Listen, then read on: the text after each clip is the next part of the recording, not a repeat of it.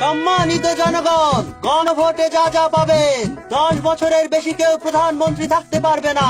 বিভাগীয় শহরে উচ্চ আদালত স্থাপন, রাষ্ট্রপতি ও প্রধানমন্ত্রীর ক্ষমতার ভারসাম্য, তত্ত্বাবধায়ক সরকার গঠিত হবে সরকারি দল এবং বিরোধী দলের অংশগ্রহণে। কালো টাকা সাদা করার আইন বন্ধ। সংসদে নারীর প্রতিনিধিত্ব বৃদ্ধি। সরকারি গুরুত্বপূর্ণ নিয়োগে বিরোধী দলের ভূমিকা।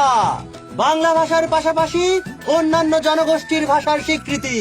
সংবিধান পরিবর্তনে গণভোট, আর পরিবর্তন চাইলে হ্যাঁতে ভোট দিন। সম্মানিত জনগণ, নির্বাচনে শরিক হন। দেশের চাবি আমার হাতে।